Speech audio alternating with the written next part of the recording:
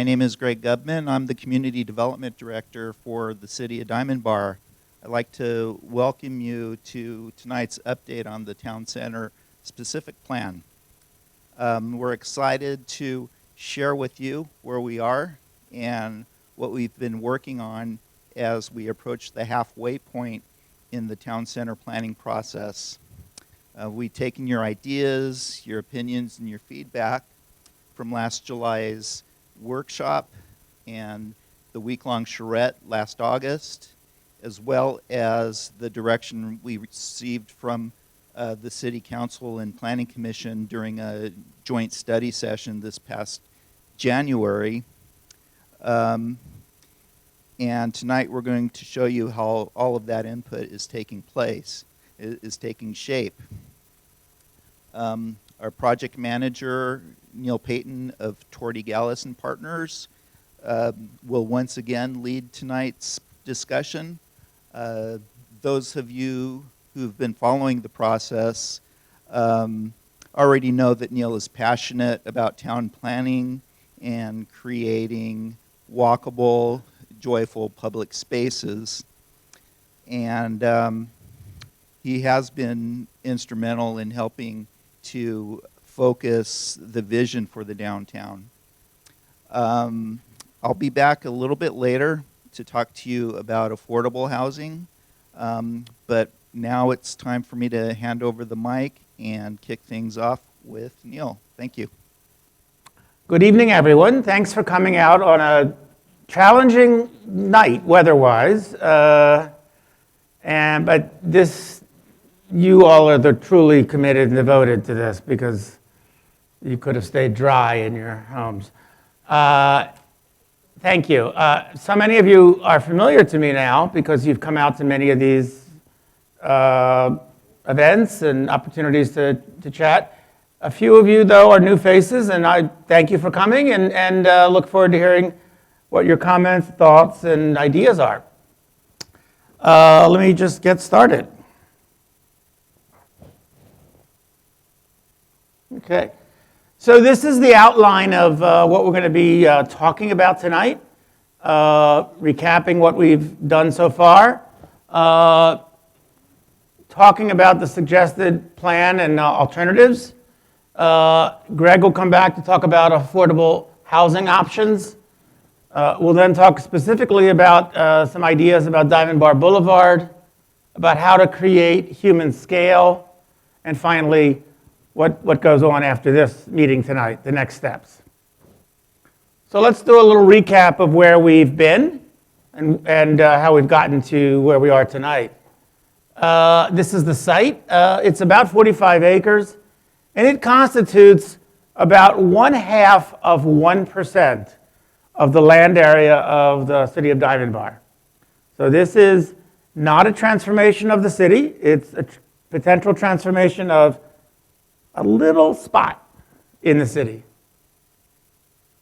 It has an interesting characteristic, which is that there are 23 separate landowners.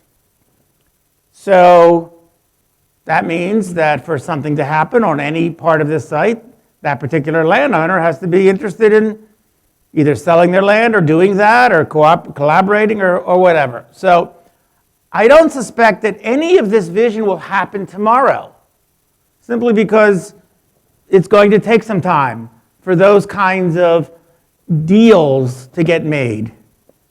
Now, there are one or two sites that are potentially more opportune immediately, and you might call them the opportunity for phase one, and we'll show you that a little bit later on.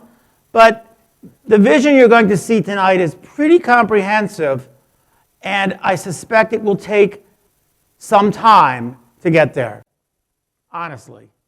That doesn't mean you shouldn't think in those terms, because property does redevelop over time. It's just the natural thing that happens, and this plan is getting in front of it all instead of being behind it all. So to those of you who've been out here before, a few of these slides are going to be familiar, but they're always cognizant of the fact that there are folks who haven't been out here before. So I want to just highlight a couple of key issues that we're dealing with. And one of these is the fact that when this site was originally developed, they took the land, which was sloping at around 4% grade, which doesn't sound like very much, but you can feel a 4% grade when you walk on it. And in order to be able to get parking and stores, they kind of flattened it. In order to flatten it, they had to kind of cut some and fill some. And the result is that there are some spots in the overall site where there's a kind of rift in the land, and you can't easily traverse that. One of them is right here, and one of them lesser so here. That one you can be traversed. There's a street there now. This one, no. There actually is a stair, but nobody uses it. There are a number of other constraints in addition to the rifts in the land and the 23 separate owners. One of them is the fact that, we're talking about a pedestrian-oriented place, and right now it isn't so pedestrian-oriented. In fact, not at all. Now, this is a sort of a qualitative map, meaning we were the judges of this, on the existing sidewalk quality. And there are three categories of quality here. Green means it's a really nice sidewalk, and there is a spot where we get green here. Again, it's our judgment, so we could be, you could disagree with us, but orange means, well, there's a sidewalk, but it ain't so great to walk on it. And red is, actually, there's no sidewalk at all. So we feel confident in saying it's not a good quality. Now, most of it, as you can see, there is some sidewalks, but it's the kind of sidewalk you'd only walk on if you had no choice. You miss the bus, you don't have a car, you have no other way of getting around, you're on that sidewalk. That is not a good sidewalk. If that's the only purpose, the only people that sidewalk is serving, it's not a pedestrian-oriented environment. Another constraint, of course, is Diamond Bar Boulevard itself. It is an opportunity. There's a lot of cars that go on that street every day, but it is obviously not a comfortable street to cross as a pedestrian or to even walk along as a pedestrian. Partly because the sidewalks are really narrow. Cars are tons of them in multiple lanes. If you're a bicyclist, there is a kind of painted bicycle lane. I suspect not too many cyclists use it because it looks pretty dangerous to use. It straddles between the gutter pan and the actual asphalt right in the middle, so that's particularly awkward, actually not good at all. There's no buffer. It's not great. All right, let me just say, there's a lot of words here. We worked on setting a set of goals, and actually we've been pretty consistent about these goals ever since we sort of established them. We've refined them a little bit and added a few words. Unfortunately, I wish we could have had less words, but let me just try to highlight them. These are the goals of this specific plan. One is to implement the vision of the general plan. So the general plan calls out this idea of a town center, right? That general plan was adopted, 3 years ago, I believe, right? Almost four, getting to 4. Okay, we'll get to 4. All right, so 3.25 years ago, and that actually called for a town center to foster the development of a vibrant, pedestrian-oriented town center, a place to shop and to dine and to gather. So this is in your general plan document. The goal is to help implement that vision. Make this other goals, make this what we call a complete neighborhood, meaning you can live there, you can shop there, you could work there, you could recreate there. And a sense of place. When I use the word sense of place, I mean there is no other place in the world that could be like this. There's something about this that is unique to this place. I believe every place should be designed that way because that's how you know when you're in one place or another, and these are the things that people love. This is what This is the difference between a place you go to and a place you love.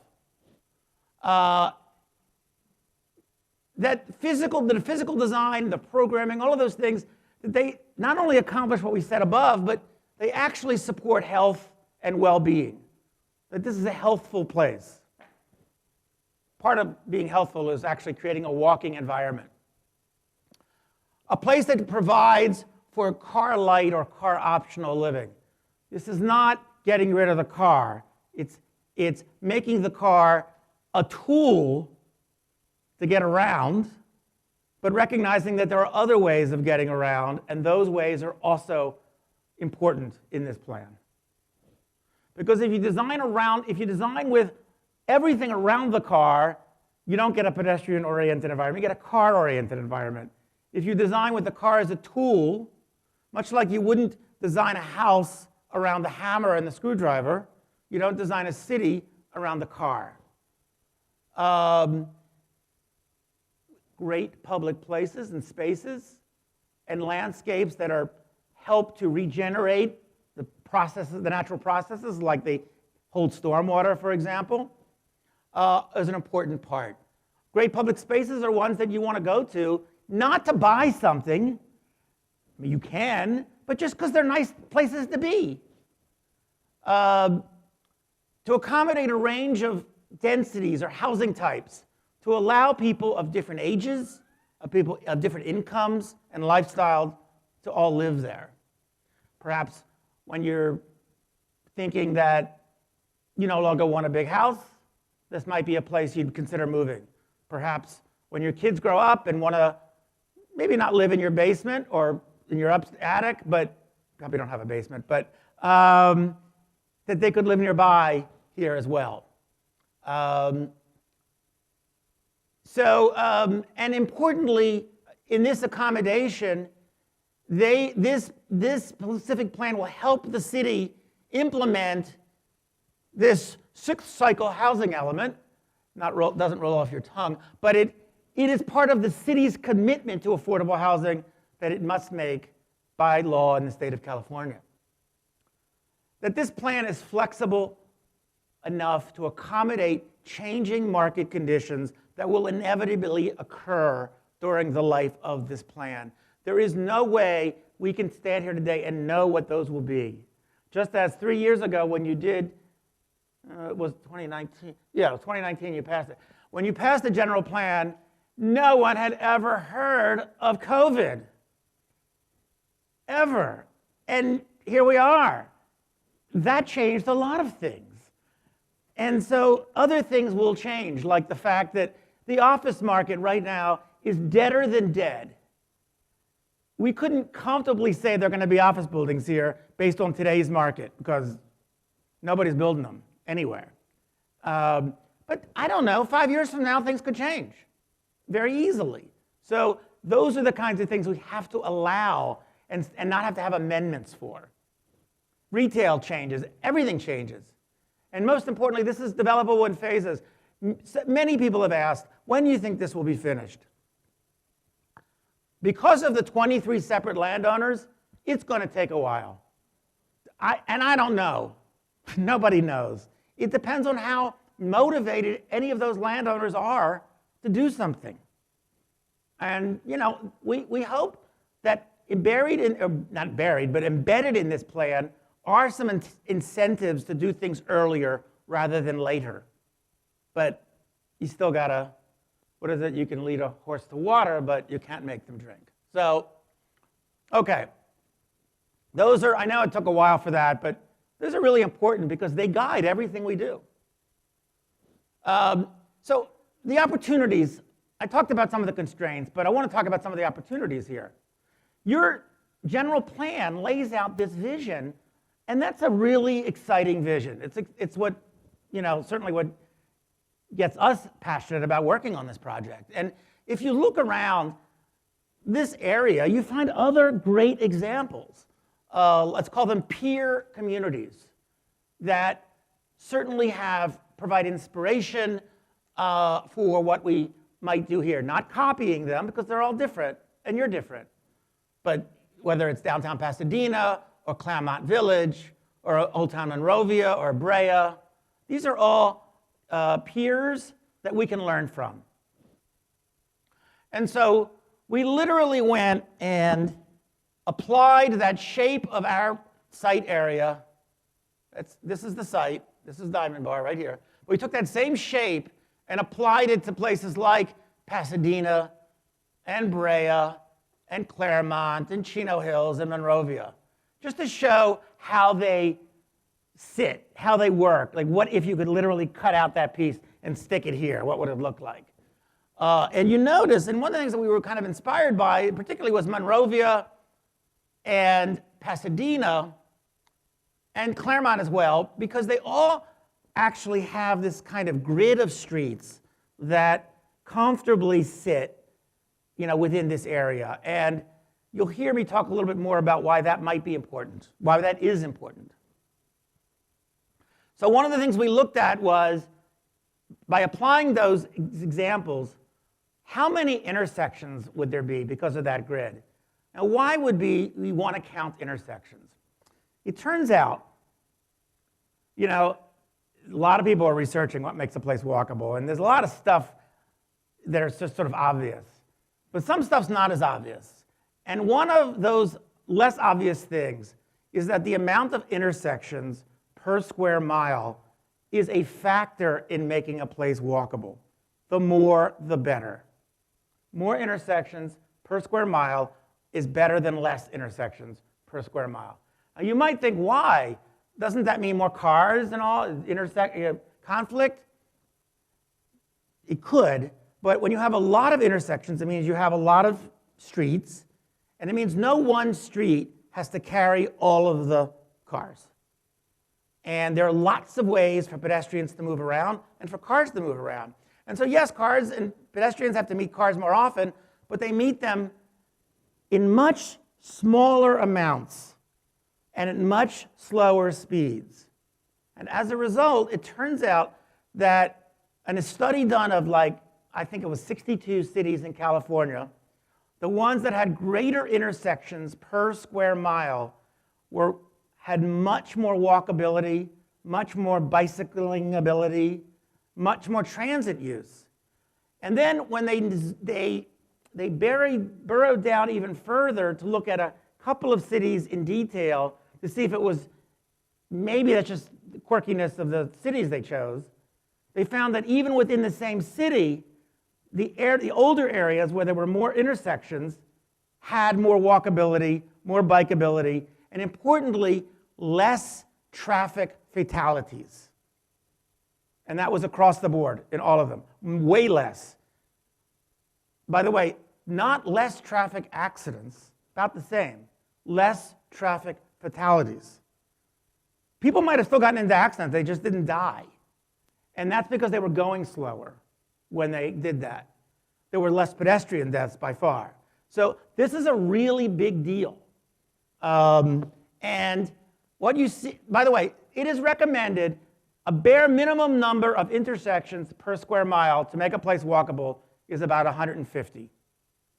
Bare minimum. Right now, Diamond Bar Town Center area is at 68. So not good.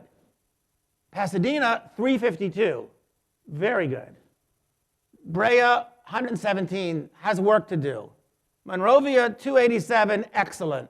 Chino Hills, just at the edge. And Claremont, 261, also very good. There's another thing that has been observed. The percentage of land that is covered with surface parking is also a factor in walkability, because no one likes walking through a surface parking lot or by a surface parking lot. They're just boring, hot. You're walking by a lot of cars. This is not a place you want to be. It's a place for cars. Now, you need parking to be sure, but it turns out that is another metric. So it is recommended no more in a walkable environment, no more than about 9 or 10% of an area should be covered in surface parking.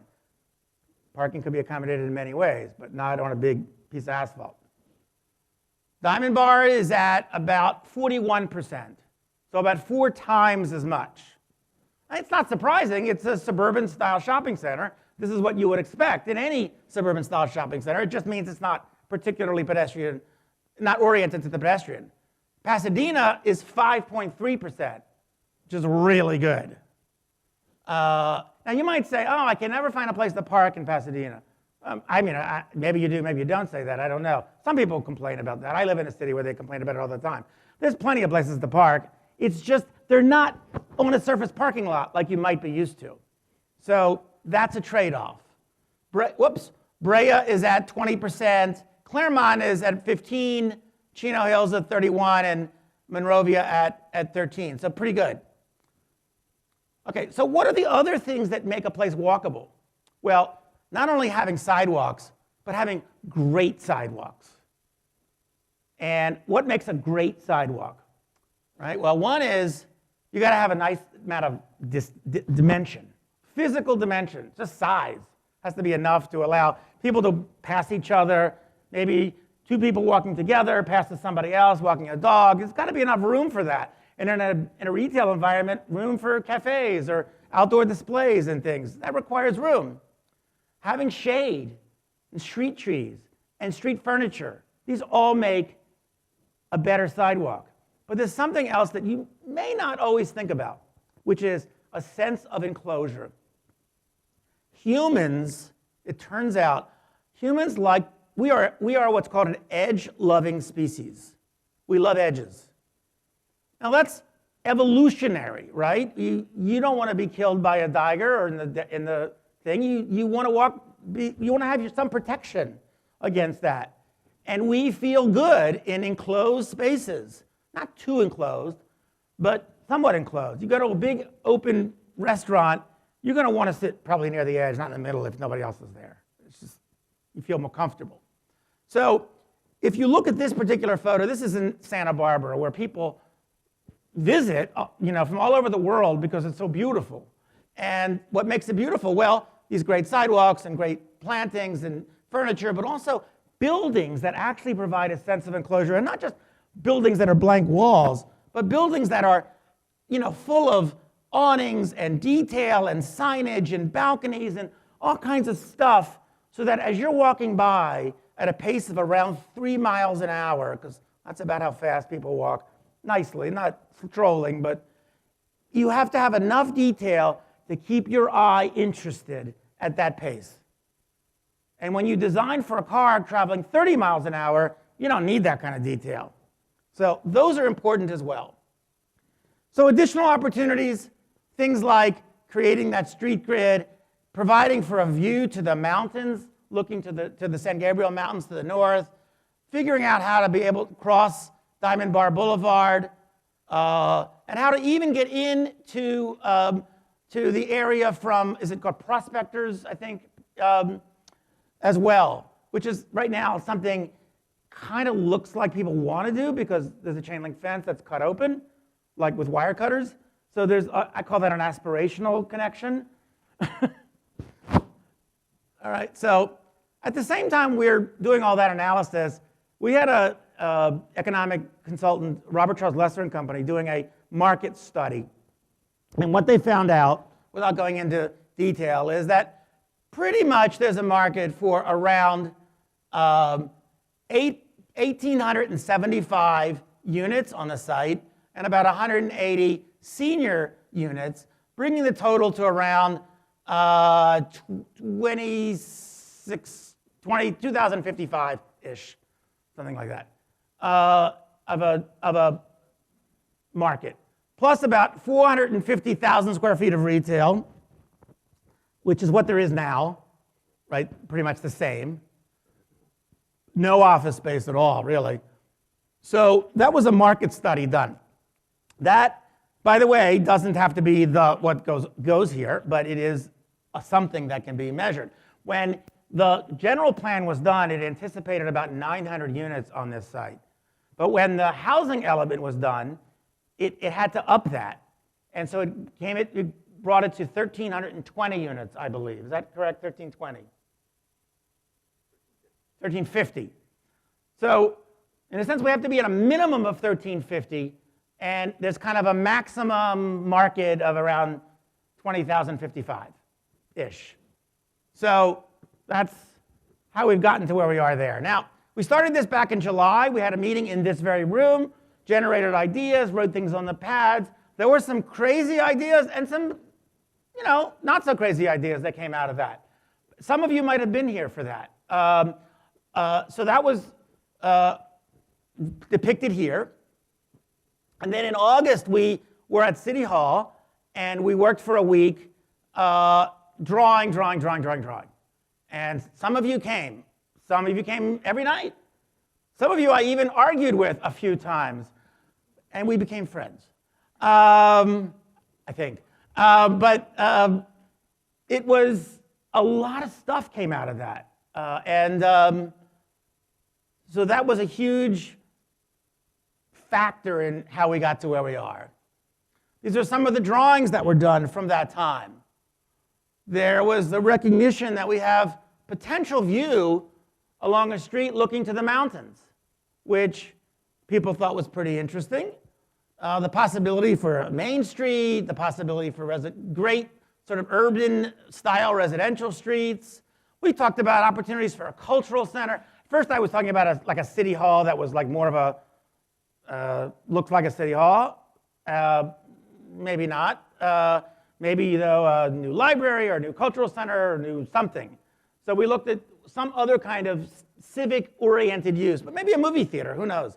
And where that could be, maybe at the edge of the site near the Pomona Freeway, maybe somewhere on the sort of western edge of the site or the eastern edge of the site. So we looked at all kinds of ways of dealing with that.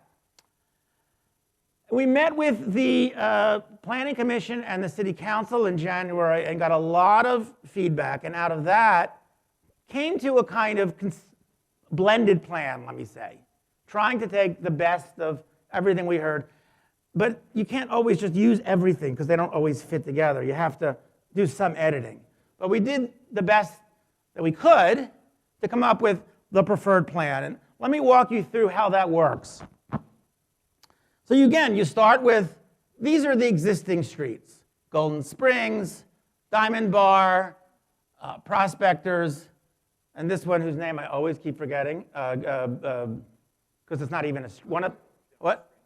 General Springs and Palomino, it's both. On one side it's Palomino, on the other side it's General Springs, and General Springs isn't actually technically a street, though it looks like one. It's actually it's a private street. But these exist, right? So, okay, start with that. And then the idea was, could you make a kind of view street or even main street? Now, you can't literally make a street that runs that way because of that rift I talked about. But maybe you could make a view and a stair and a street and another sort of view out as one of the main centralizing kind of ideas of this place. And you see a little view of that here. We'll see a bigger view of that in a moment. And then, would you make a cross street, which is basically where the intersection between the entrance to the two shopping centers is now. And that becomes more of a street. And it connects at the view street with a public green. And it maybe at the other end has a small plaza. And so there's another potential connection on the east side of Diamond Bar. And this takes an existing small little cul-de-sac now, extends it to a green, to a plaza, and up to Palomino. And then you lace in additional east-west streets.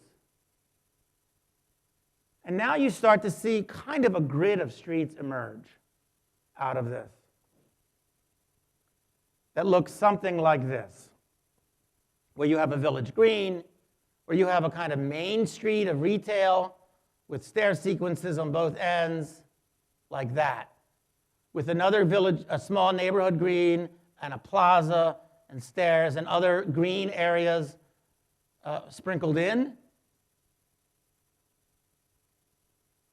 to a plan with showing a mix of uses. That you'll see that each of these colors represents a use, whether it's retail or residential in yellow.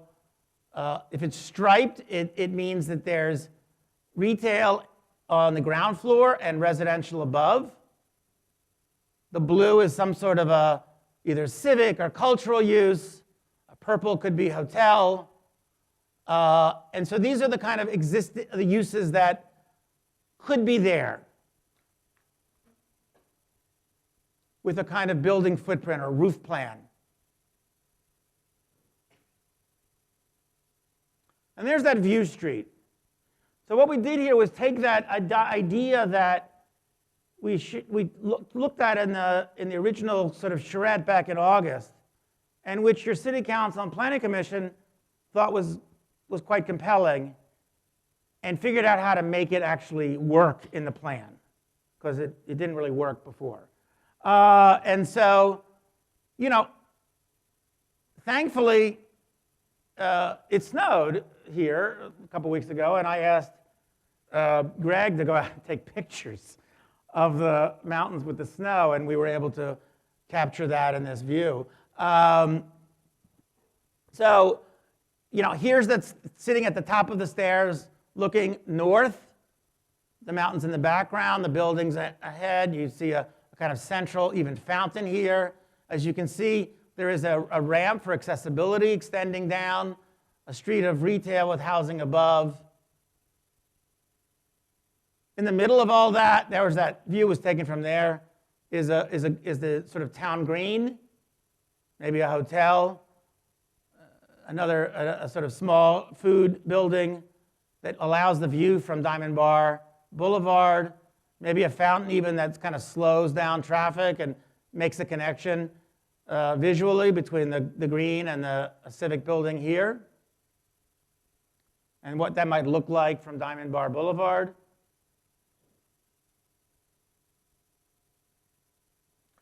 So the site right up here has one owner, and they're motivated to actually develop. And so it represents a possible phase one. I say possible because, again, they have to do it, so who knows. In addition, there's a chance that that could actually connect to these property owners as well. There's two more property owners, but they also might be in a position to, or might motivated to, they express some thought about that. So again, I let those things happen as they happen. What's important here is that I don't know that the buildings would be this shape. They would be whatever shape they are, except that they should not appear as one project. They should appear as a piece of a larger place, which means they look different from one another. They are separate buildings. They have a street goes through. It appears as if it's the beginning of a neighborhood, not a project enclosed in and of itself, not gated, not autonomous, but reaching out. Because remember, it becomes part of, well, it's up there. It's got to be part of all this, right? It's got to allow that. So the other thing we imagined is, well, what if you could actually set up a few portable trailers and create the village green immediately? Little pop-up places. Maybe you do it with food trucks. They're not even permanent, but and we know there are reasons why that's not easy to do because of commitments made for parking and visibility to the existing tenants. But it is something to think about. You sort of create the idea that this is a place from as early as you can. And ultimately and slowly, you start to work around that. So there's a view. Another. Some of you wondered, well, where's the parking in all this? Because remember, 9%, whatever. Well, the parking is actually consolidated in structures, for the most part, which you can't see, because they are either wrapped by residential buildings or buildings are sitting on top of them, lined by retail. And this diagram tries to show you that. It might not be so easy to see, but what you see here is, if you're looking through this area, this building is literally wrapped around a garage. And if you notice, there's only apartments, there's a corridor against the garage, and then apartments look out. I say that because some have been concerned that, well, I don't want to live in an apartment building that looks into a garage. Well, no one will. No one would ever see that garage because every unit looks opposite that. Here's actually a drawing. This is a drawing of a building we're doing right now for downtown Redlands, where the existing dead mall is there. And as you can see, there's a garage in the middle, and it looks like a lot of lines, but there's a corridor that runs around the perimeter of that garage, and that feeds all the units which look out. Alternatively, the garage may sit on the first 2 floors wrapped in front by a retail, and the building sitting on top of that, allowing for courtyard space above. Those are both ways of providing the parking, but that you don't see it. Because, again, parking does not make a good pedestrian environment. So our surface parking ratio has been cut to 5% in this scheme, much like Pasadena's. And our intersection per square mile is at 284. So, this satisfies those benchmarks. So the suggested plan could be anywhere from 1,350, the low, to a high of 2,055, the high, and Goldilocks in the middle here. For the purposes of the supplemental environmental impact report, they will test all 3 because you have to have multiple alternatives. So it makes sense to test the high, right? We know the low is already been EIR'd, so that's a given. And we'll see where we are. Take a little break from that because there's more to talk about with Diamond Bar Boulevard, but let's talk about affordable housing.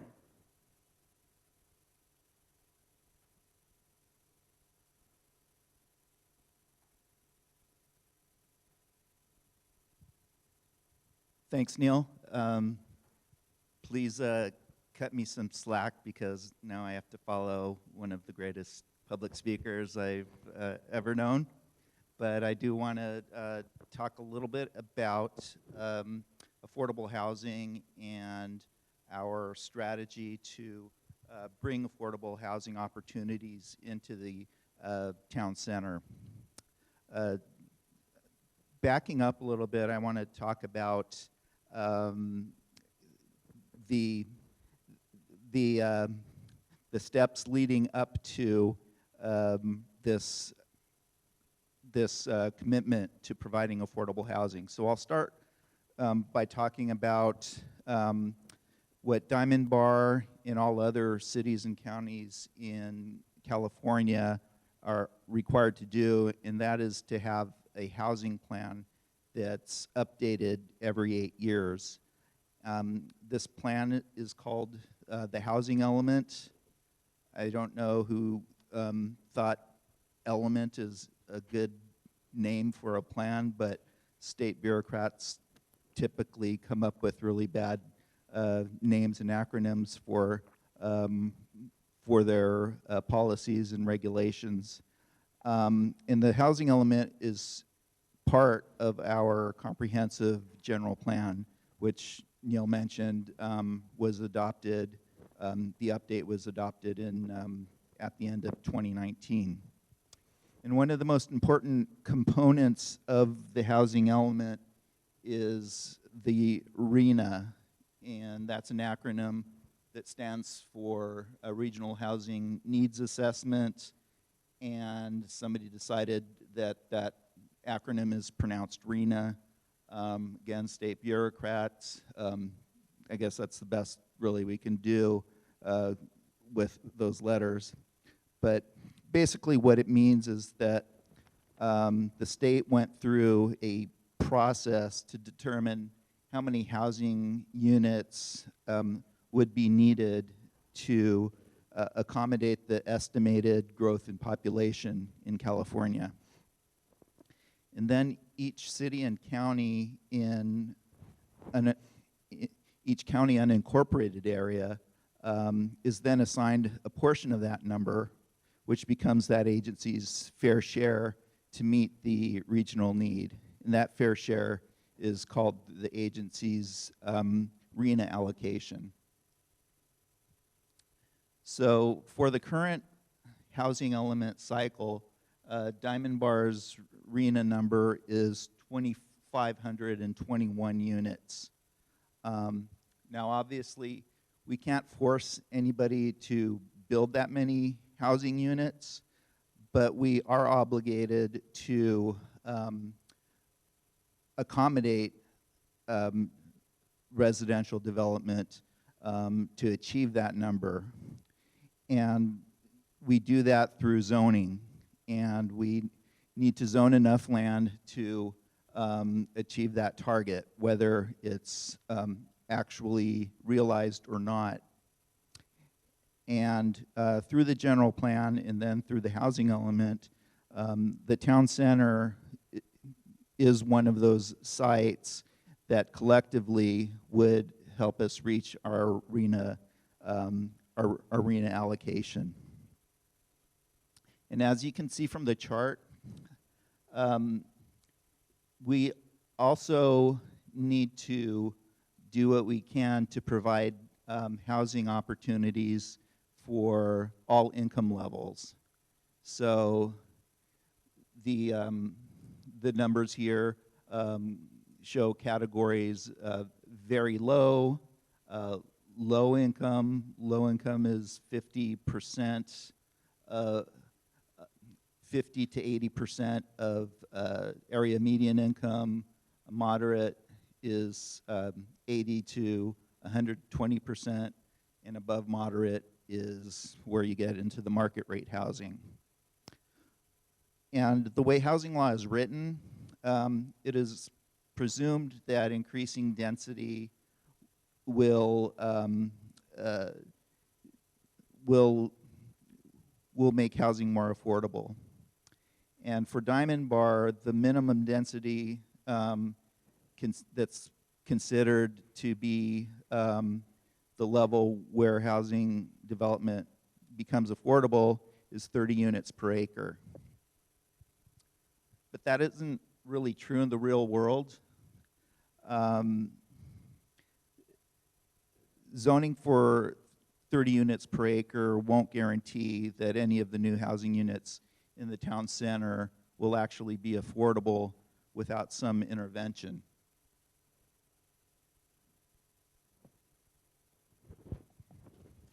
So in light of this reality, the City Council and the Planning Commission at the joint study session last January gave the staff the go-ahead to prepare what's called inclusionary housing regulations for the town center. And inclusionary housing means that some percentage of the residential developments are going to have to be restricted for sale or rent to lower income households.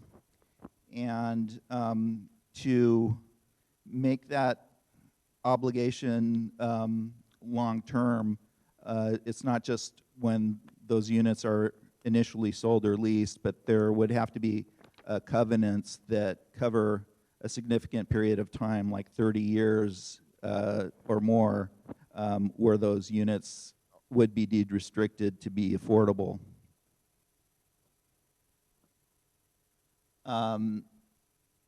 This is a graphic example of an inclusionary housing. It's not intended to say that we're going to do 15-story buildings in the town center, but it just helps you visualize what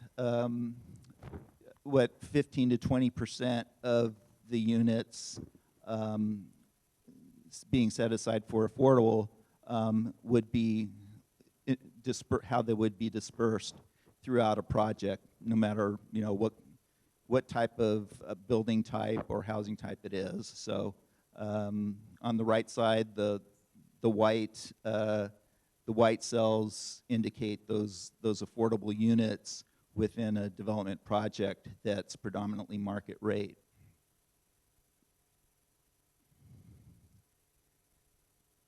And just to give some idea of what low income or moderate income means in Diamond Bar, this is from the housing element, and it's based on 2020 census information. And the income limits for low income, which is 51 to 80% of LA County's median income. The affordable, the income limit is over $90,000 per household, and that's based on a household of 4. Moderate income is a little bit more, $92,750. So when we're saying there's inclusionary housing required, we're looking at the moderate and low income categories, and that's going to be the obligation that we are going to propose as we write the inclusionary housing regulations. So when the final draft of the town center is presented to the Planning Commission and the City Council, it will include a requirement that 15 to 20% of the new residences be made affordable to low and or moderate income households. And that wraps up my portion, and I'll give it back to the professional speaker. We're both professionals. So sort of was an interlude, because there's another part of the plan that we're looking at, and it really came out of the meeting we had here back in July. One of the kind of crazy ideas, but maybe not so crazy, was an idea of what's sometimes called a road diet. And a road diet is like any diet, and the whole idea is to lose some weight in the road, tighten the belt. And the idea would be to maybe get rid of a lane or two each way. Now you might think, how is that? Are you crazy? And it does sound like a crazy idea, but hear me out as to why maybe it's not as crazy as it first sounds, and what we're doing to understand whether this works or not. So here we have the existing, and you know this, but I just thought I would show it again. This is what we got now, and this is not a pedestrian environment, right? I think we all probably can agree with that. A pedestrian could be here, technically, and they have to skirt around the lighting fixture there. And that just shows you how when this was all laid out, and this is like this is everywhere USA, by the way. The folks who did this said, well, we have to have a sidewalk, but we don't really care about it. So the fact that there's a lighting pole right in the middle of it, forcing you to walk around it, either impaling yourself on the thorns, if there were thorns, if I've seen it like where there literally were thorn bushes there, so you would hurt yourself, or you have to walk into the street, one of the two. This is actually not so bad in comparison, but pedestrian's really an afterthought. So during the charrette, we imagined it not as an afterthought, the pedestrian, as a forethought. And so this was literally a sketch done the second day of the charrette as a what if. And we were talking to our traffic engineer from Gibson Transportation, and they looked at the possibility. They said when they looked at the traffic data that they themselves collected, what they found was there wasn't a capacity problem, there was an intersection problem. Now, what's the difference? Doesn't that sound like splitting hairs? It's actually pretty different. And I'll tell you why. So capacity is literally how many cars you can move through on a lane, right? And there is a lot of lane activity here. There's plenty of lanes for the cars. The problem is what happens at the intersections, where the lights occur, and people are making left turns and right turns. And that's a fundamentally different thing. So the traffic engineer came up with this idea of saying, you know, there are two things you can do here. One is you can narrow the lanes. Right now, the lanes are at least 12 feet wide, with the center turn lane at 16 feet. That's a lot of lane width. That's meant for you to go fast. But that's not necessarily what you want in the middle of a town center. So what if you narrow those lanes to 11 feet and the center turn lane, where you're not barely moving at all, to 10? You would pick up something like, 7 feet right there. Just 7 new feet of real estate that didn't exist. No, more than 7, because you're 6, 7, 8, 12 feet of real estate that didn't exist before. You could put bike lanes in. You could reduce the crossing a pedestrian had to make. And you might say, oh, but that narrowing the width, that's going to slow me down. So assume for a second that it slowed your car down by 5 miles an hour, which, by the way, it probably won't, because the traffic lights do much worse than that already. So, but let's assume it slowed your car down 5 miles an hour. Over the course of the half mile that this would run, you would lose 10 seconds of time. And I calculated that today, so I know this. In other words, not much. So, okay, so what if it's not that problem? What's the other issue? So, reduce the lane width, and then what if, in places, you actually got rid of the rightmost lane, and you left it when it got near an intersection, because most of the right turn lane is used for turning right. Now, if you're in the right lane, but you're not turning right, you are ultimately hung up by the people in front of you who are. And ultimately, you're better off not ever having been in that lane if you're not planning on turning right. And so what this does, you're laughing at me, right? But this is the way they, this is new stuff to me, but it's like, this is how it works. So like you're coming along here and you're saying, well, I want to go into this new area that has all been redone. I'm tooting along here and I'm going to get into this right lane when there's this opportunity. Now, if I'm waiting for pedestrians to cross, that's fine. I'm not blocking all these cars going through, right? Now, the biggest problem is right here at Golden Springs. So what they've suggested, because of the narrowing that we've done of all the lanes, we can actually get in 2 left turn lanes, which don't exist now. It's 1. So we've actually added a left turn lane where you need it to help solve an intersection problem, but reduced the lanes where you don't need them. Now, but you're going to say, but wait a minute, you're adding, 1,600, 2,000 units, and you're going to take away this? Yeah, I know it sounds crazy, but first of all, let me start by saying this is being tested as part of the supplemental EIR. If it doesn't work, we won't do it. But the only way you know if it works is if you test it. We don't do it by like, oh, it doesn't seem like it would work.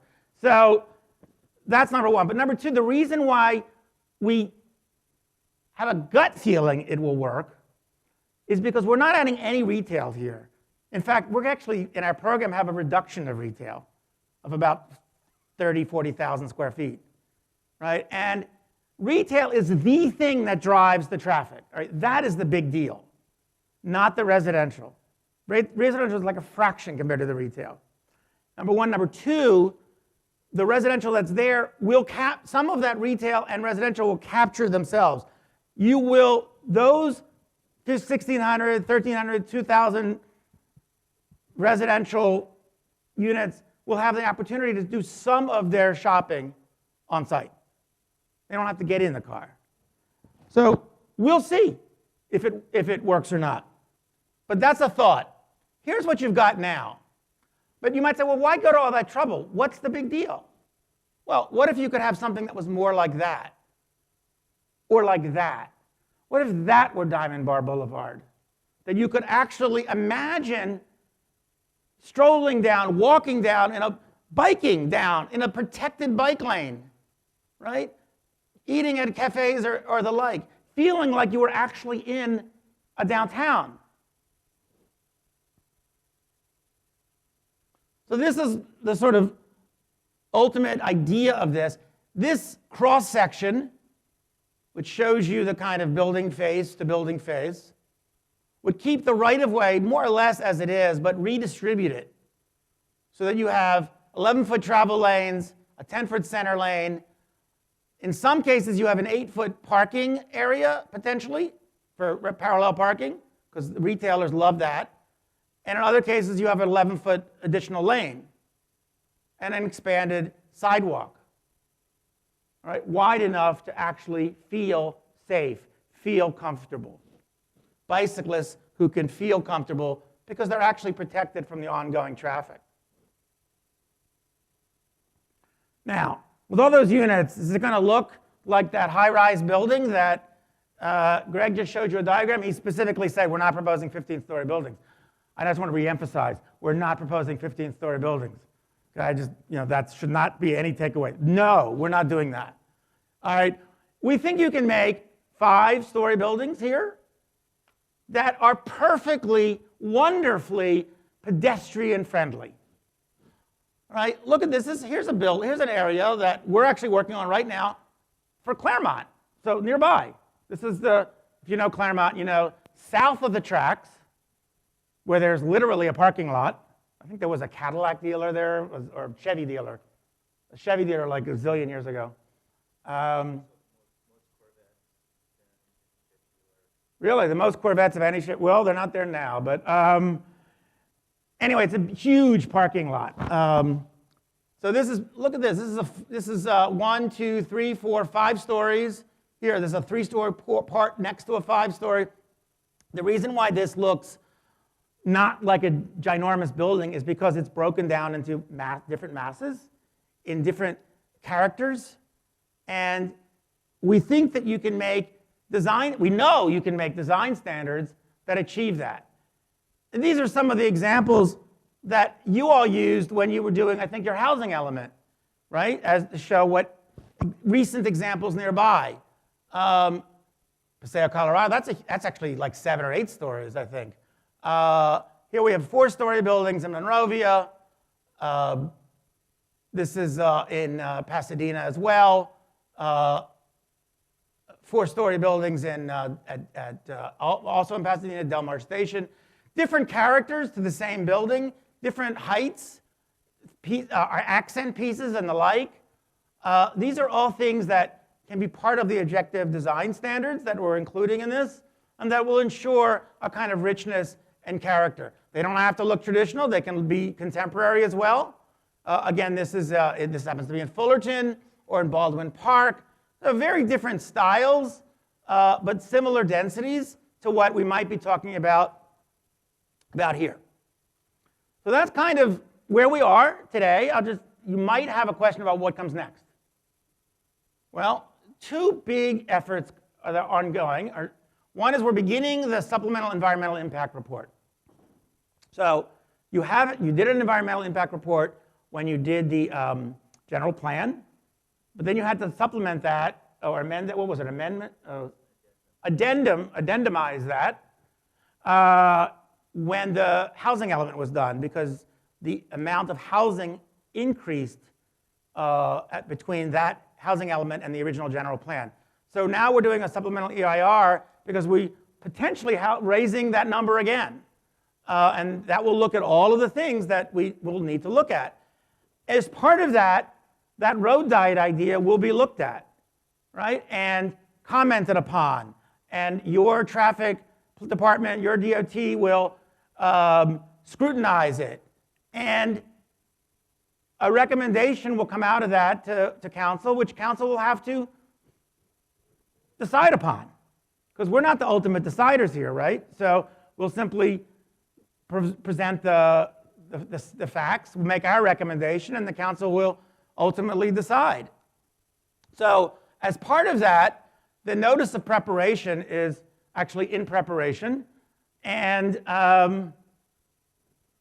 then a scoping meeting has been tentatively scheduled for June the 6th.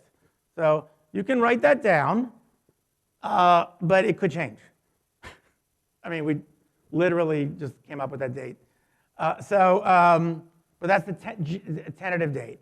And this is when you get to raise issues, questions, whatever that you want them to look at, the environmental consultants. All right. At the same time that's going on, we are continuing to work on completing the administrative draft of the specific plan, of which you've just seen the highlights. And that concludes the presentation. And open it up for comments and questions.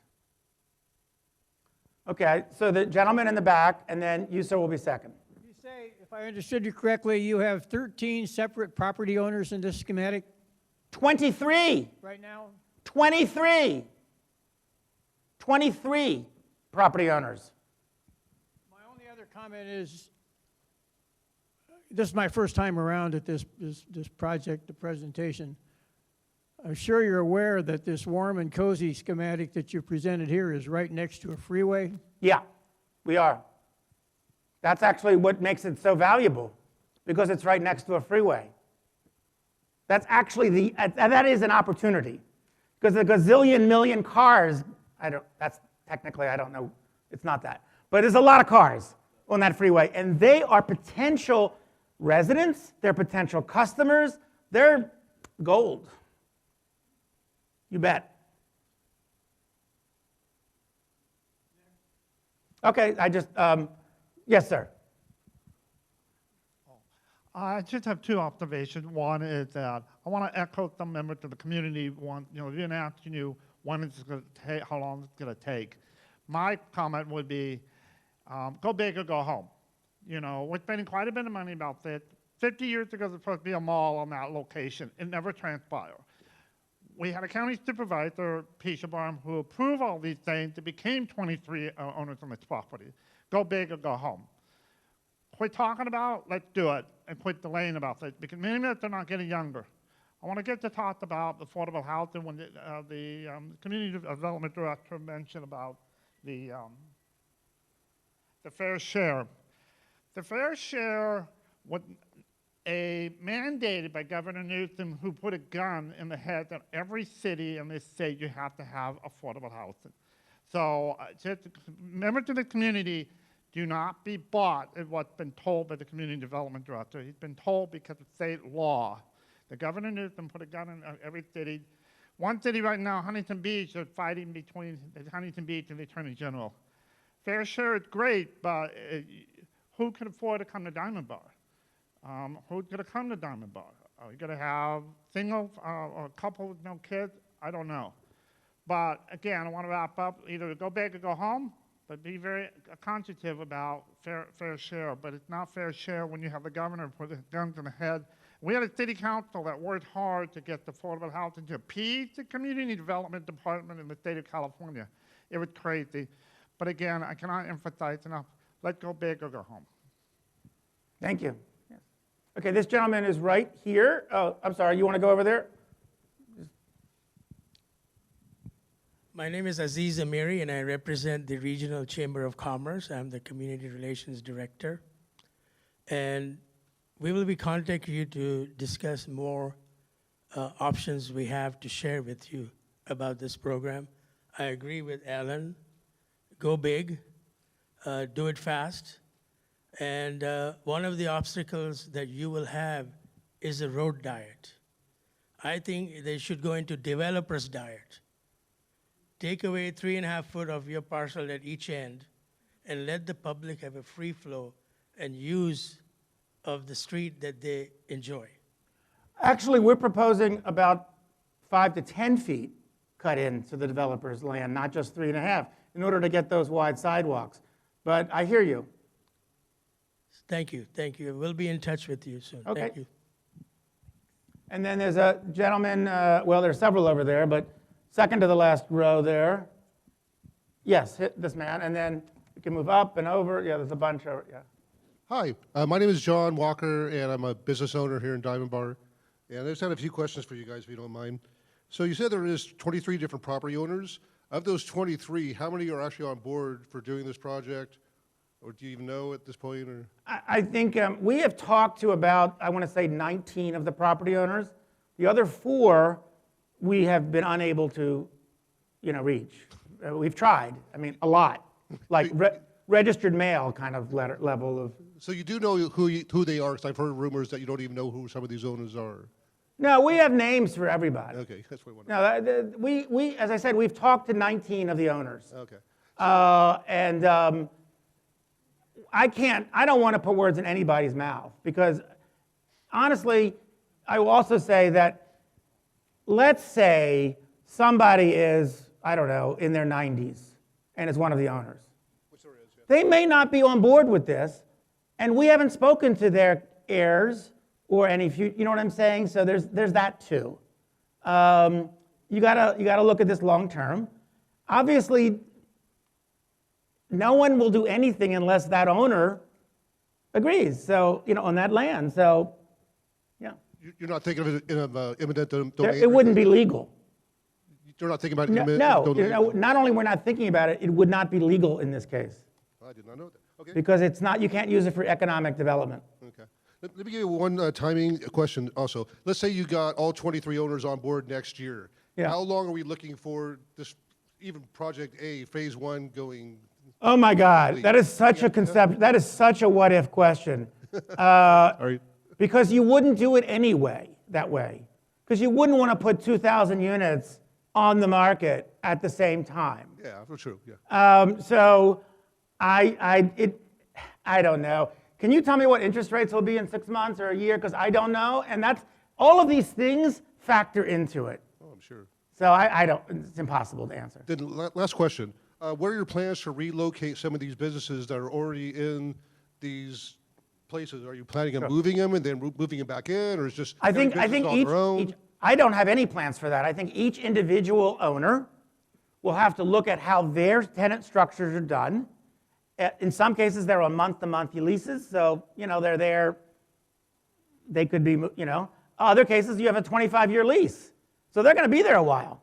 That's why I know it's going to take a while, unless you want to buy those leases out, which is kind of expensive. Oh, yeah. So, but there are incentives. I mean, this stuff does happen. Each individual landowner will have to make will calculate what it's worth to them to do that. Okay. Okay. 'Cause I just don't want to be paying money on my rent when I don't have a building. No, couldn't happen. Yeah. Okay. Okay. You're not the owner of the restaurant that we talked to, right, in the summer? You? No. Okay. I have the post office here in Diamond Bar, Cyclone Postal. Okay. All right. This you for the lady question. right here, in front of this gentleman, is a lady here that. Hi, good evening. Hi there. I'm just a resident. Question I have is, if I'm remembering correctly, because I don't use the center that often, more just for CVS or Smart and Final, isn't there a gas station center? There are 4. I know there are 4 gas stations, but there's one sort of across the street from CVS. So my question is about environmental impact. How does that work? I'm just wondering. So again, like in every business. By the way, laundries are problematic too. Dry cleaners are problematic. So I know about dry cleaning. yes, there probably is an environmental issue under every gas station, every one of them. I would be surprised if there wasn't. You clean those up. You have to clean up the dirt. It's just what it happens. It is happening all over. Gas stations get redeveloped, and the way they do is by getting them cleaned up. So there's no simple, it's not simple, but it will happen when the market supports that.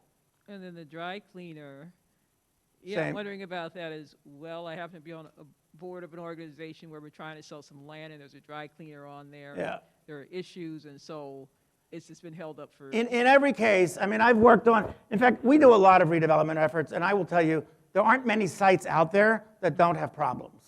Okay. They just do. I mean, you know, if anything that involves a car, anything near a train station, they, you know, yeah. Okay, thank you.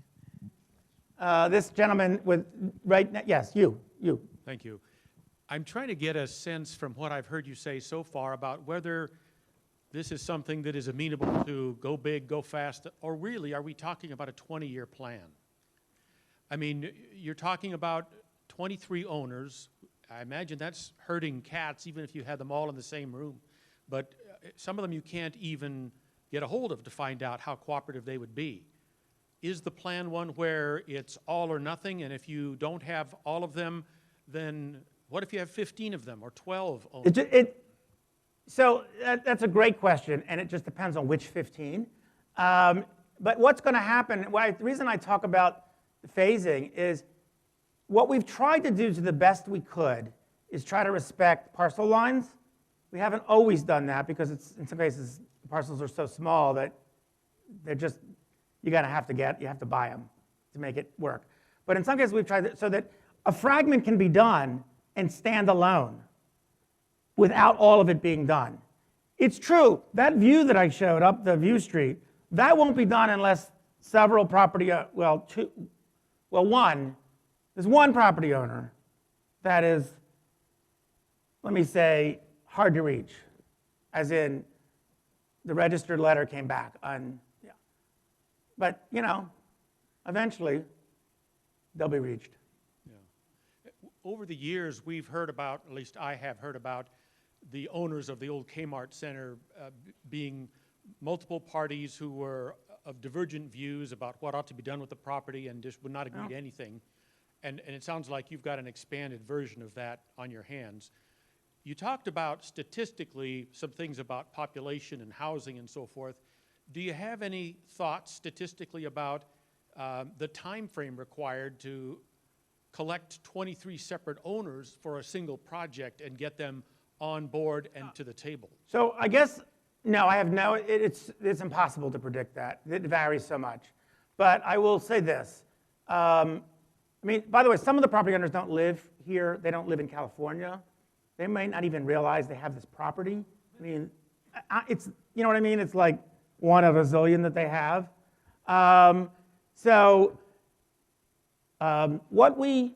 What this plan does is lays out a strategy for going forward, and you never know what comes up next. Like parcel 25 may want to redevelop. I didn't even think of that one as, but they fit within a plan. So just whatever happens there, don't screw up the plan. In other words, their new development has to be able to fit into that strategy. So what you're going to find over time is some missing teeth. There's going to be fragments that are done and fragments that aren't done. It's just like how every redevelopment goes. Are there some parcels in this, of the 23 or so, that are really essential in order to get the thing going? Getting it going, I think, is phase one, and that one can happen. I mean, obviously, But somebody with an important tract. it would be really nice if another parcel would cooperate, yes. There is one that is kind of, significant. And it's, I truly believe that will happen because it's obviously going to make them a lot of money. And that's what by the way, I mean, we want these people to make a lot of money because that's the way we get them to do this. If they're not going to make a lot of money out of it, why would they do anything? This person right now is probably collecting some nice rent checks and, living a nice life.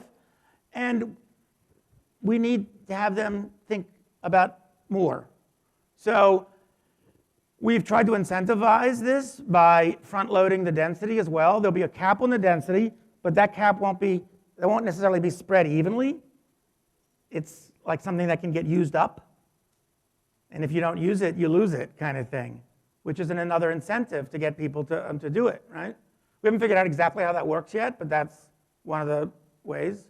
Has this gone far enough for part of your team to prepare projections for these owners to incentivize them so that you can show them how this will make them a lot of money? Or Yeah, we're doing residual land value analysis right now, which is what developers look at. So, and that's going on as we speak.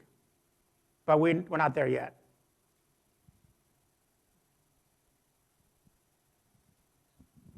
I think this lady had her hand, but others? Oh, gentleman over there in that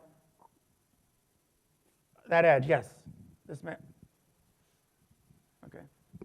I just wanted to tell you I was laughing when you were talking about the road diet because I would like everybody here maybe to go on a field trip and look at any of the town centers around us that actually work. Like Monrovia you talked about, or Claremont. Every single one of them slows down the traffic as it goes through their downtown. Claremont even takes a 2-lane road and makes it into one. And so I wasn't laughing at you. I want you to know that I have seen it work all around the Southland. So thank you. Thank you. So we always talk about this as one of the things I've said at previous gatherings is, do you want this town center to be a place that people go through or to be a place that people go to? And they're different things. And it's just a different point of view. Yes. Well, with all the owners, how are we gonna do the open space when you have 23 owners? Who would want all this open space on their property that's not producing any? That's a fantastic question. Somebody takes this open. So one thing is that we've put the open space on the largest available parcel, number one. Number two, they won't lose any available density that they're entitled to. In other words, so densities are usually calculated by either a number of housing units per acre or a number of a certain amount of square footage per area, right? And if it's commercial, it's done by square footage in a given area. That's referred to as floor area ratio, or FAR, or it's or housing units per acre. Now, what we would do is we would take that amount of land that is devoted to the open space and say, even though you can't build on it, you still get to count that toward your available density. So if you have 10 acres, let's say, and we take away 1 acre for an open space, you still get to calculate your density on 10 acres. You can't build on that particular acre, but you get to use its value in the other 9 acres. You're essentially shifting that density to the rest of your property. And this is done all the time.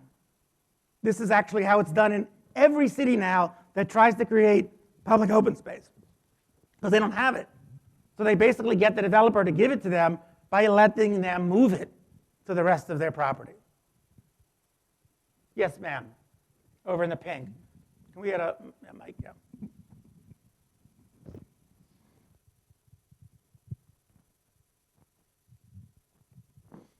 Hello. Hi. I have 2 questions.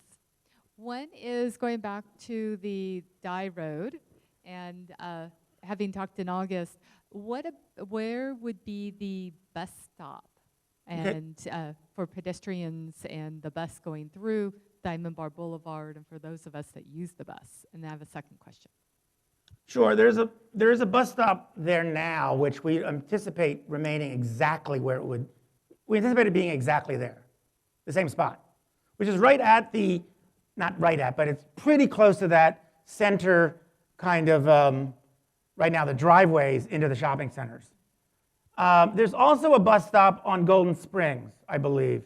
I think it's the same bus that goes around the corner. Is that right? No, they're different buses. But one in particular, there's one that we were particularly interested in that we looked at a lot, which was the one that goes up to the Metrolink station, which goes down Golden Springs Road to the Metrolink station. And that one also has a stop on Golden Springs, right near where we have the kind of opening to the view corridor. So those would remain pretty much where they are. They're actually in really good locations. And what we would try to do is make them a more, let's say, comfortable bus stop, a nice shelter, a place where a person waiting for a bus would feel comfortable waiting. That's a really important part of people taking public transit, is feeling comfortable waiting for the bus to come. So yes. So, yeah, there's one going down Diamond Bar Boulevard, turning on to Golden Springs. There's also one going down Diamond Bar Boulevard all the way to Brea. Right. As well. Right. And my second question, out of curiosity, is in regards to the parking lot spaces currently. Are those owned by the same some of the same 23 owners, or are they owned by somebody else? No, well, yes, those parking spaces are part of the land, but they don't follow, like if you looked at the parking lot, you would never be able to tell where those parcel lines are, because they run through the parking lots in, let me say, odd ways. And this is also kind of typical of most shopping centers. And what happens is they have these joint use agreements. So you may be going to a store that does not own the space that you're shopping in, but you're allowed, you don't even know that, by the way, because you wouldn't know where the parcel lines were. But they have joint use agreements and maintenance agreements that allow for common maintenance and things like that. So again, what we've tried to do, to the extent that we could, was obey those parcel lines, recognizing that that would be a factor. But in some cases, we couldn't because the parcels are very small. And so those would have to be acquired by the larger parcels, or vice versa, to make a developable parcel. And that's what's going to take the most of the time, is those acquisitions. I mean, a land assembly is a very difficult thing.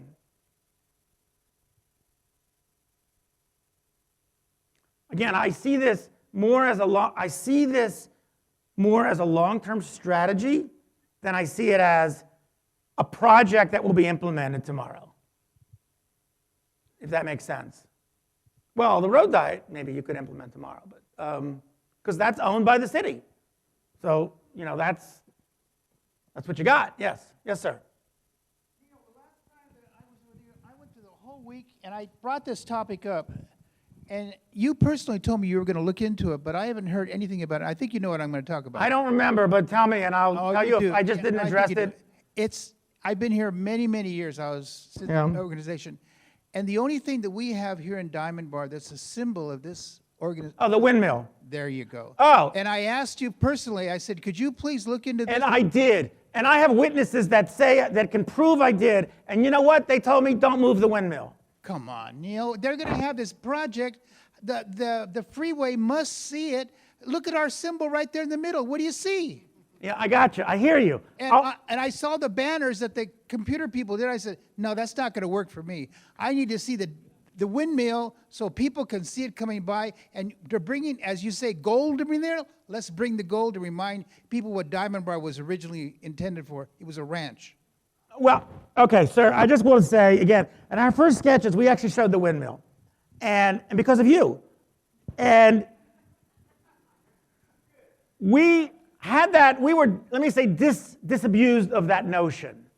Okay, now, I can't only do that. So if you feel so strongly about this, I don't really feel like I have an opinion one way or the other. So if you take this up, okay? I mean, I'm happy to include that, but I have to feel more outpouring from others. Okay, that's all. But you should keep fighting for it.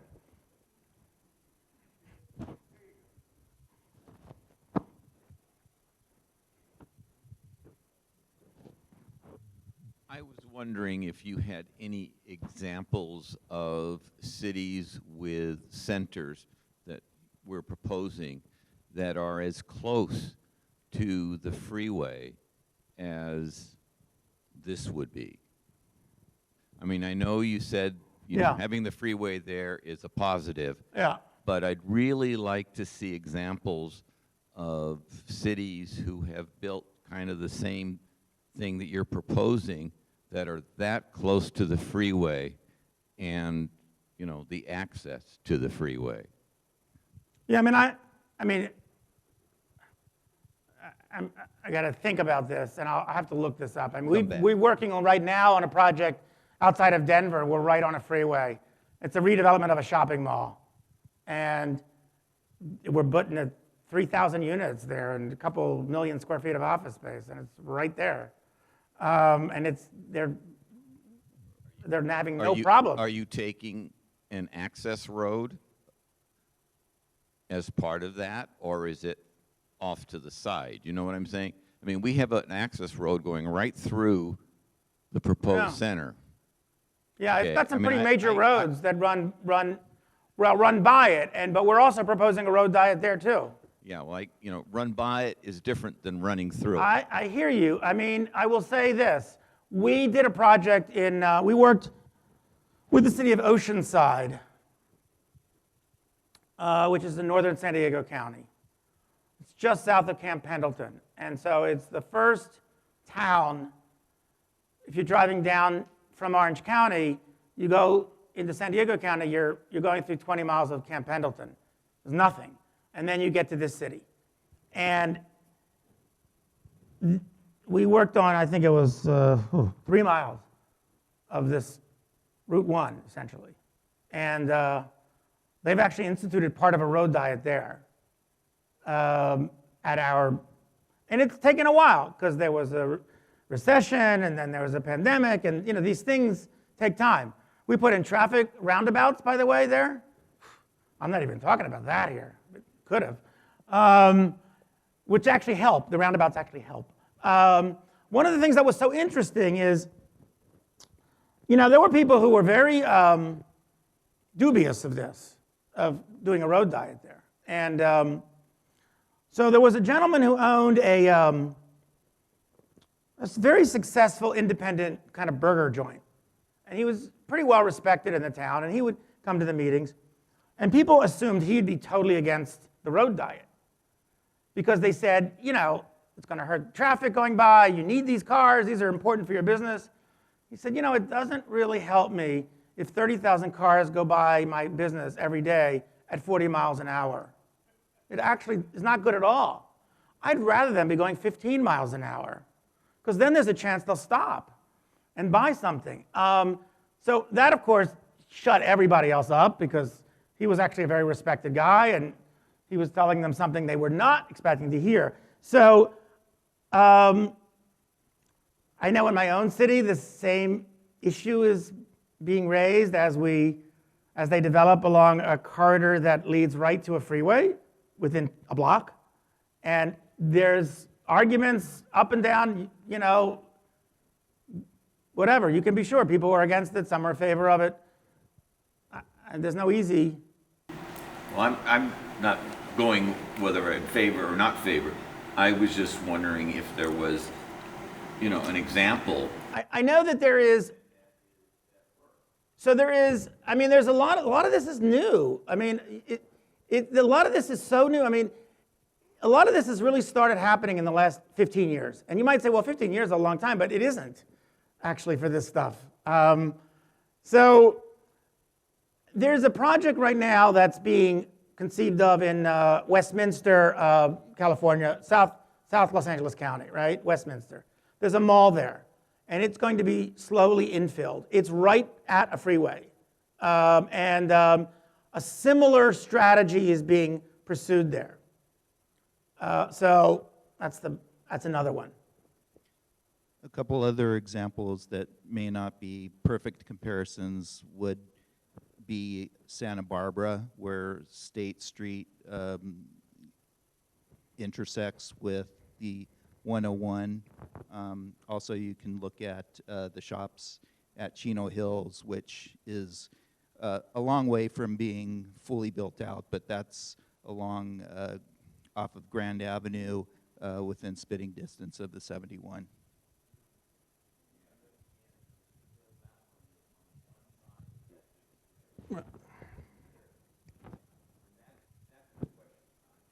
Yeah, it's a little bit different, and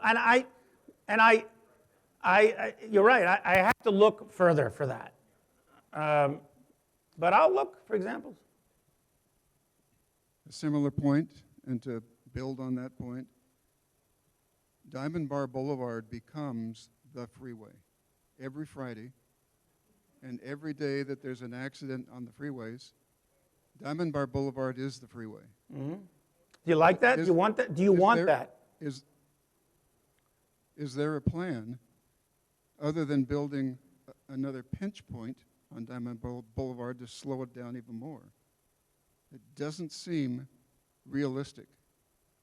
Is there some plan to account for that freeway traffic in several different times of the week, as well as school traffic? So one of the questions that you have to say, and this is a fundamental question that I can't answer, but when we were, again, the example of Oceanside, I heard the exact same thing. There's an accident on the 5, everybody cuts through our town. So how can you do this? And my simple question is, do you want them cutting through your town? No, of course we don't. Well, then don't let them. Or, if you will, make it so that it's not more convenient to cut through the town than to stay on the highway.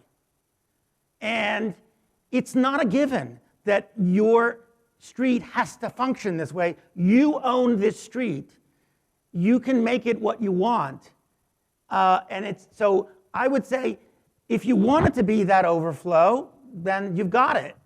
But if you don't want it to be, then it's in your hands. And we're offering this as a possibility. I think that's a good conversation for the citizens, for the council, the planning commission to have. Because it's really about, what do you want this place to be? A consideration that needs to be taken into account, and it was taken into account by the city council's discussion, is the fact that there is a major investment in the Confluence project going on. The Confluence project is the, I don't know, several $1 billion, I believe, or at least it's millions of dollars, 450 million, to modify the intersection of the 57 and the 60. And it is designed to alleviate the current backup that causes a lot of the traffic to come through Diamond Bar, and specifically on Diamond Bar Boulevard, exactly what you're talking about. And so I think part of the feasibility of the road diet is taking that into account. That is going to be under construction very shortly, and so I think it would greatly influence the feasibility of the road diet. I, as a walker and as a biker and as a runner, go through this area all the time, and really would advocate or support what is proposed in terms of the treatment of Diamond Bar Boulevard, as you said, to make this, our downtown a place to go to rather than to go through. And also, another thing I would add in terms of the feasibility of the timing, I think that, as you pointed out, Neil, this will create great incentives and values, almost windfalls for the property owners. And whether they recognize it or not, other creative developers out there will. And having a plan on the books and a predictable way for those developers to pursue their plans and to actually achieve development that is in demand in the region, I think they will offer some of the existing property owners and work together maybe to facilitate the implementation and the investments that will be called for here to both compensate the existing property owners and also to, get the investments and the capital necessary for a project like this to proceed. There's a tremendous opportunity here for wealth, and I think that the city, by putting, by being specific about what it wants, will facilitate that. And I think that's certainly a basis for insisting on some of the housing goals that are included here, including some affordable housing for our kids who can't afford to live in Diamond Bar even though they grew up here. So for all those reasons, I think this is an excellent plan. And I think it incorporates the objectives, the goals and objectives that were developed over time in the general plan. Yes, thank you. I want to just piggyback on two things you said. As far as the Confluence project goes, one of the questions that we have, And luckily, we now have an ability to know the answer, is how many of the cars on Diamond Bar are, in a sense, cut through to get to the freeway from other area, and how many are, let's call them local, okay? Now, in the past, that would have, you wouldn't know. But now the technology is such, because we all use these phones and we get maps on them, we're just giving all this great information out there. All of our routes, right? They're recorded. So there's our traffic engineers using a service that basically allows them to parse this data as to where people are coming from and going to that use that stretch. It's amazing and weird at the same time. The other point is, the other comment you made, there are websites, there are websites, to your point about developers coming, and there are websites that track redevelopment. Like, they will send out are you doing any redevelopment efforts? Where? And you say, well, I'm doing something in Diamond Bar, downtown center, they ask all of these questions, and they have a database. And developers use this database because the idea that you have entitled land is worth an enormous value to these developers. So they will approach property owners quietly, and because this is a great market. Quick question. I'm sorry. Oh, sorry. This lady here was right here in the front, right here. This. Oh, I'll grab it, and then I'll go back. Okay. It all sounds really good. I try to get on Diamond Bar Boulevard. I'm a resident. It's packed with mostly people coming through. Yep. A lot of businesses don't make it, even though they're right by the freeway. So this thing, oh yeah, well, by the freeway, oh, it's gold, and they want to get home. If they're going to get off on Diamond Bar Boulevard, and it has been slowed down. Yeah. So I'm hoping that everything works out, but I don't know. So this kind of neighborhood doesn't depend on somebody getting off the freeway and stopping for a hamburger. Yeah, because they don't. All right? This does not accept that. Does not assume that. I mean, that's fine if they want to do it. But this is a place that people go to, and it's called a park once environment. Right. You park your car, and then you do several things. You might get a hamburger, but you might also do some other shopping.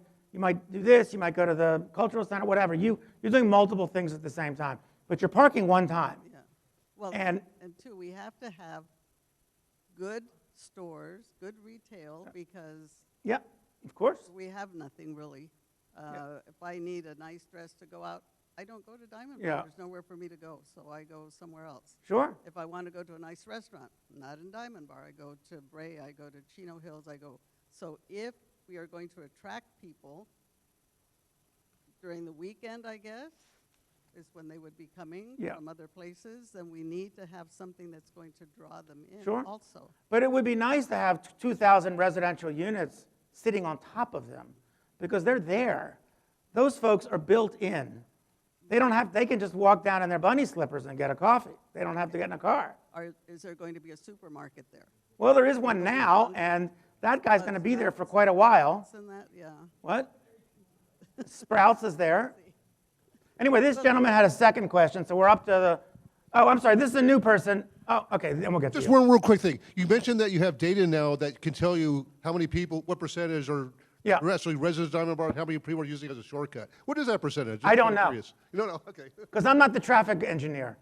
They're doing it. I can ask them. I don't think they've parsed it all yet, but I can't tell you that now. Okay. I'm just one saying more it can thing, be to answer found. one of your questions about the freeway, he is talking about building other streets and stuff, which will take some of that traffic off of Diamond Bar Boulevard. Hopefully. None of those streets will get you onto the freeway. No? Okay, so There are going to be local streets, yes. And anyway, this gentleman right here has a question, right in the front. And then, ma'am, we'll get to you again this is a new person, so we like to, Hi, my name is Calvin Vong. I'm actually a restaurant owner at the proposed site, and I'm also a resident here. Mm-hmm. So two things I want to talk to you about, which is number one, the road diet. The road diet, you mentioned that there's you're going to make 2 left turn lanes onto Golden Springs, but that already exists. However, I feel like because of how often I use that road as a resident, getting to the freeway or back, there should be 2 left turn lanes going into the 60 freeway, because a lot of the cars, they're doing U-turns here and there instead, because we're 1 lane right now. Okay. So that kind of. Well, that might be a mitigating, suggestion. that might be something that can be a mitigator in the, yes, that's a great idea. That's a suggestion. But the road diet is like pro and con for me, because it's pro for business, it's pro for this development, but then it's con as a resident trying to get to the freeway and go somewhere else. Yeah, I hear you. Yeah. Wondering. We don't think, here's the thing, we don't think it's going to slow that up. Okay. If we thought that this would, if we thought it would have a material impact in slowing that up, it wouldn't fly. We know that. We don't think it will. That's what the analysis, the modeling will tell us. But not me, because I'm not the expert here, our traffic guy who is an expert, what he's saying is from his experience, so his gut tells him it won't have an impact, but they're not going to rely on that. They're going to rely on models that are accepted models. And then we'll see. Maybe it doesn't work, and then we won't do it. This picture here, you were mentioning that you're going to do this view street probably in the Yeah. parking lot of where Sprouts is. That would be nice if, this was the pedestrian walking area and Diamond Bar Boulevard still stays as the main road. Yeah. And then you would never cross Diamond Bar. A pedestrian could never cross that street, and you would never want to walk on that street. And you would have a really nice little thing, but you wouldn't make the town center that's been envisioned in the general plan. So, for whatever reasons, and I actually think they were good reasons, but the council at the time that the general plan was created designated this area as the town center. And that Diamond Bar actually bisects it. Now, I assume the council and all the people who worked on it knew what they were doing when they did that. And they knew that Diamond Bar was a key element in how this would work. So I accept that as a given. Diamond Bar is important to this. And how we deal with Diamond Bar is a critical part of this effort. We have an idea, we'll test it. If it doesn't work, we'll go to plan B or C. The second thing I wanted to address you is the parking situation. You're comparing, or you're using the Pasadena model 5% parking, but Pasadena doesn't have 2,000 units above their retail area, except for El Paseo, but that's a totally different part of it. So like 5% really worries me, because first of all, What if we have the same amount of, we have the parking that's needed. Those garages that we're showing, they're big garages. Well, 5% doesn't sound like a lot, because you have so many units for the families that's going to be living there, and then also you need to have parking for the businesses, because as a business myself and the parking lot that we have, it gets filled up. Why would the percentage of, why would that matter if we have the spaces? We're not getting rid of the parking. We're going to have the spaces. We're just going to put them in a building instead of putting them on the ground. You're thinking that it's going to be the same amount of parking that we have right now? Oh, you're going to have a lot more, because you have to have all that housing. A lot more. I can tell you what the numbers of parking spaces. Do you know that off? I should introduce, I'm sorry, my teammates here. Nicole Cotes. But Nicole, if you've seen her, it looks like she's going to have a baby in a couple weeks, because she's going to have a baby in a couple weeks. So, Bettina Sasson is sitting next to her, and she'll be kind of filling in for Nicole, and she's having a baby, and a few weeks after that. Nicole has calculated how many parking spaces we have. And I hate to put you on the spot, do you remember? Was for the high density scenario, we had between 4,000 and 5,000. 4,000 and 5,000 spaces. Somewhere in between there. I mean, we have a ton of parking. But I also wanted to highlight that in the parking comparison, it was only surface parking that we were comparing. We were not comparing the garages. So in Pasadena, there were only the surface parking shown, not the garages. Same with our diagram. So that's a tiny little. There will be, and here's the thing about parking these days. For those of you who are still left, you obviously have some interest in this, because a lot of people left, so I'm gonna get into a little bit more into the weeds. One of the reasons that parking lots are as big as they are is not to accommodate all the cars, but to make it so that you don't have to travel more than 30 seconds on a typical day to find a space. Now, what if there were what they call smart parking? So it tells you where every space is. And you've probably been in some of those garages where you go in and there's green lights and it says there are 155 spaces in this direction. And what that does is not only add a convenience to you, but it actually reduces the total number of parking spaces that are necessary because you no longer have to provide this excess just so that people find the spaces easier.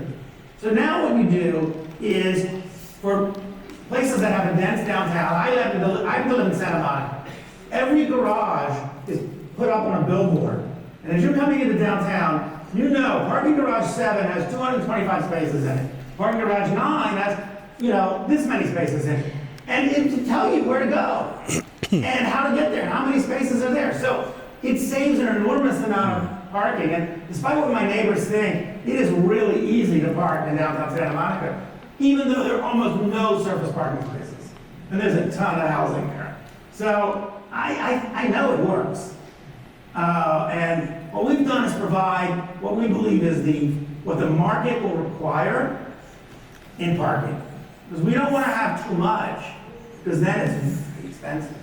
And we don't want to have too little, because then people get upset. Anyway, there's a lady here. Yeah.